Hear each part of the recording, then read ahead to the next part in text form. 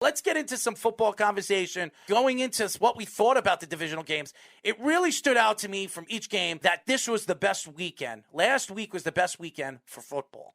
You talk about the Green Bay Packers getting knocked off by the San Francisco 49ers. It was snowing. And a lot of people are going to blame Aaron Rodgers that he didn't have a good game. 20 for 29, only 225 yards, no touchdowns thrown. So throw him under the bus. Why don't we just completely dispute what he has done all season long as arguably the best quarterback in the league? But San Francisco had a good game plan. They put pressure on Aaron Rodgers whenever they could, and they threw him off his spots. The special teams of the Green Bay Packers was just absolutely horrendous. Crosby couldn't kick a field goal if you paid him to. And then the punt, the block, which I don't know what the hell the Green Bay Packers special teams was doing, but I think they were looking at the snow and just wondering, wow, this is pretty. Because the San Francisco 49ers on 15 just picked up the ball and practically walked it in before anybody even touched them. So you can't blame Aaron Rodgers for that. Very surprising. Aaron Rodgers loses another game. I think he's 0-4 against the San Francisco 49ers in the playoffs. The first time anyone has ever lost to one opponent in the playoffs in NFL And he history. grew up a San Francisco fan, so figure that one out. But Aaron Rodgers might be on his way out with Green Bay, and so is Davante Adams. Maybe it's a package deal. Maybe he goes to the Broncos now that Nathaniel Hackett is now going to be coaching over there. It makes a lot of sense with a new owner. Maybe Jeff Bezos takes over as the owner over there. The family wants to sell the team. It makes a lot of sense. And everything that we heard with LaFleur doesn't have any answers to anybody. Even the press conference at the end of the game, he says he's going to give Aaron Rodgers his space and let him decide what he wants to do. That's all we can do. You know what that means. If he's not giving you any answers now, the answer is 2 weeks, 3 weeks after the Super Bowl, I believe Aaron Rodgers is going to say that he doesn't want to be a Green Bay Packer. And you're going to hear stories that Davante Adams wants to be traded, franchising traded, whatever they're going to do with him. And Aaron Rodgers is going to be traded as well. And the Broncos have a lot of draft stock. They have a lot of good young players. If they can land a guy like Aaron Rodgers and Davante Adams and only give up a wide receiver or two and give up a couple of picks, I think that's a pretty good move for the Broncos. It could really set them up very, very well with the defense they have over there and some of the offensive players that they have over there to be a significantly top-end team in the AFC. Yeah, you'd have to think one of those receivers is going to go in that deal, whether it's Cortland Sutton, KJ Hamler, or Judy. As well. That's definitely an option. In terms of the 49ers versus the Packers game, the 49ers defense did a great job in the second half, especially with their pressure rate. Their pressure rate's been on a whole nother level. The Packers only got one first down in the second half, and that was a big troublesome sign for them. When you look at the Packers defense, the way it's structured, they did all they could in that game. They didn't allow an offensive touchdown. They didn't really allow the 49ers to do much when it comes to running the ball. And that was always their big problem, stopping the run. And that was holding them back against the 49ers in 2019. And they did everything they had to do. And the Packers special teams really just blundered it. They had a blocked field goal. They had a blocked punt. Both teams played well defensively in the cold. Offensively was a bit of a struggle. But that kind of game, you would think it would benefit the Packers. But the way the Niners are structured, the way Kyle Shanahan's more comfortable, it really benefited them more. And Matt LaFleur, I don't think was as comfortable. I really blame him a lot for the second half, especially. I didn't like his play calling at all. As far as the Bengals are concerned, we expected this to be a very close game. We didn't know what Ryan Tannehill was. Derrick Henry, he was a shell of himself going into the game, and you saw it throughout the game. The Bengals shut down Derrick Henry, and Joe Burrow got hit a lot. And Joe Burrow, out of all the quarterbacks in the NFL, amongst the league's top three when it comes to holding the ball too long. He was second in sacks taken the whole year. Yes, so. And he's been sacked a lot. He was sacked 9 times. It didn't matter. Joe Burrow put the ball in the spots that he needed to, and that helped him win the game. He threw over 300 yards. Joe Burrow, Joe Cool, whatever you want to call him, he's heading over there to the AFC title game, his first playoff experience. Now he's going to the AFC title game against a very talented team. You look at the Bengals. I think the Bengals are going to be here a lot. Joe Burrows reminds me of a young Tom Brady. I think he's very cool in the pocket. He's not afraid of getting hit.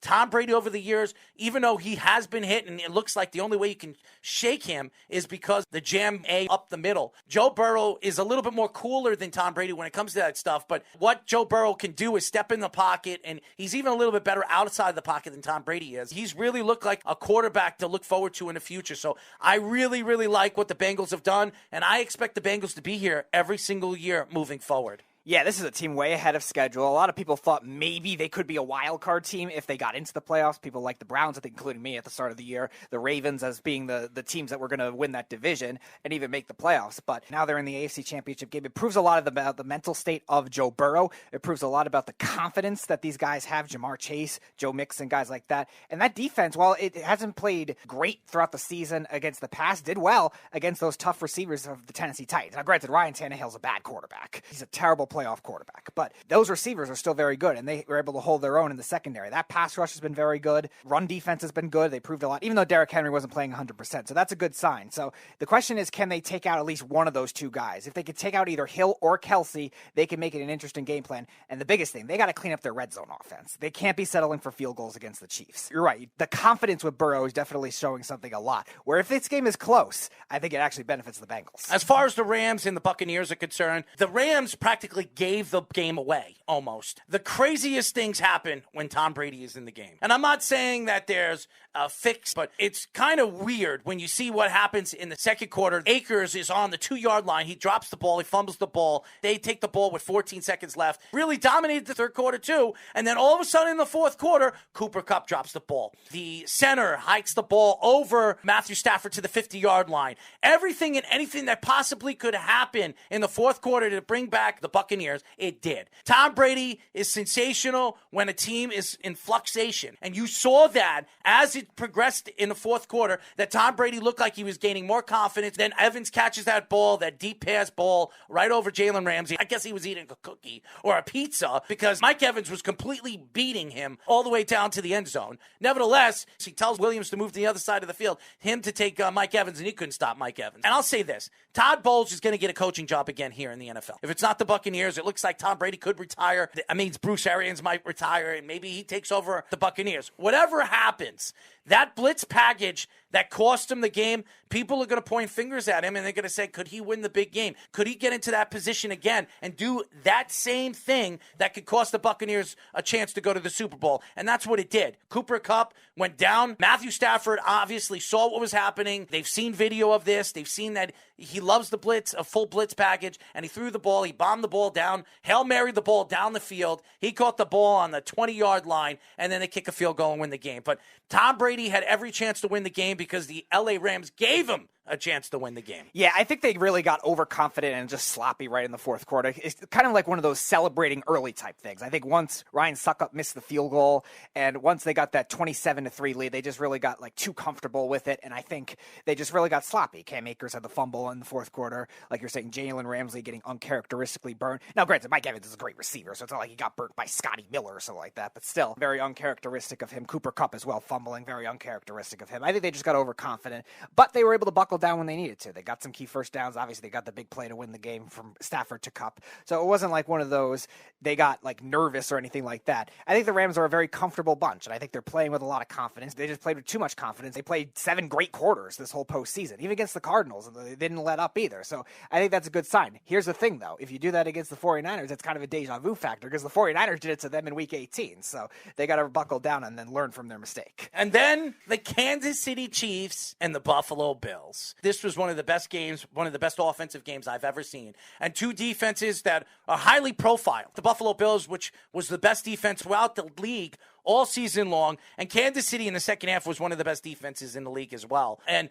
both defenses got tired at the end of the game in the fourth quarter, and you saw what Josh Allen could do. How many 4th and 11s, how many 4th and 10s did he shake off and get him into scoring position and get a touchdown? Davis was unbelievable. Gabriel Davis, who had 4 touchdowns in the game, the first time in a divisional game, a player getting 4 touchdowns, a wide receiver getting 4 touchdowns in a game. It was absolutely incredible. And Josh Allen showed you why he is going to be compared as Patrick Mahomes' disciple moving forward. Josh Allen did everything he possibly could to win the game, and you can't blame it on him. And both defenses were tired. I knew whoever was going to win that coin toss was going to win the whole thing. Buffalo has a great future, maybe not with Brian Daboll. He looks like he's on his way to the Giants, but it was sensational. Everything was back and forth. 25 points scored in almost the last 3 minutes of the game, the most ever. You can't say enough about these two quarterbacks. Sensational. And then 13 seconds left, and everybody's going to take shots at McDermott that they should have squig kicked it. 13 seconds. You can't give Patrick Mahomes more than 15 seconds or 13 seconds to throw the ball because he can kill you and rip you up. You've seen him do it with Hill. You've seen him do it with Hardman. You've seen him do it with Kelsey. And he did that. He got him to the 35-yard line. They kicked the field goal, and they took it to overtime. And that cost Buffalo the game. Everything that game could possibly have, it had. It was sensational. In terms of the squib kick dilemma, I think if the old rules were still in effect where you actually can't be touched just going down right away, that would make a difference. But since you can just go down right away and give yourself up like you are if you're running quarterback, I don't think that would have really made a difference. It still would have been 2 plays, and the Chiefs had 2 timeouts. The biggest problem with the Bills, they left too many yards after the catch. They have good tackling linebackers, they have tackling safeties, and they were all either out of position or they were playing very passive. To your point, I think Josh Allen actually outplayed Patrick Mahomes because of that. I think Allen made better tough window throws, deeper throws like that, whereas Mahomes, he made good throws, but a lot of it was the yards after the catch. Tyreek Hill, especially the way he did on that last touchdown and the big play after that before the Travis Kelce catch to set him up into field goal range. But this is a quarterback duel that's going to be big for a very long time. I definitely think for the Bills, most of that blame has to go on McDermott and Leslie Frazier. I think they were playing too much man-to-man right at the beginning of the game, and their guys just weren't tackling. Simple tackles. These guys have good linebackers. I understand from the Chiefs' perspective, they don't really have as much with the secondary talent. The Bills have it, and they just really missed a lot of tackles. And who would have thought that Tom Brady and Aaron Rodgers would be eliminated from the playoffs going into the AFC and NFC title game? 2 players that could be on the move. One could be retired, and the other one could retire. I don't think he's going to retire. I think he's going to move elsewhere. I think he's going to go to another team and try to build a rapport and try to win another Super Bowl, which Aaron Rodgers has been trying to do year in and year out for the last couple of years with the Green Bay Packers. I just don't think they had enough talent. So it's going to be very, very interesting to see what happens at the end of the Super Bowl, what Aaron Rodgers is going to do moving forward. As far as Brian Flores is concerned, he was interviewing for 2 major positions. It's really the Texans or nobody. Brian Flores might go into the offseason not having a job. Does he take a defensive coordinator job for 1 season before there's something that opens up next year? Who knows? And Eric Bieniemy, this is another year that Eric Bieniemy is going all the way to possibly the Super Bowl where he can't interview. Maybe the Texans or Miami is waiting. Maybe Miami's a good fit for Bieniemy. Here's the other thing not to rule out, though, just because they just hired their GM, is the Minnesota Vikings. Kwesi Adolfo-Mensah just hired their new GM. Don't rule it out now that he's intact if they go in to look at Flores, too, to interview him, because I think they were a little behind in the process. I don't know what's going to happen to Bieniemy, but Bieniemy could have had any one of these jobs, and again, he's really behind the 8 ball. He could go to the Super Bowl unless he gets eliminated against the Bengals. If he doesn't,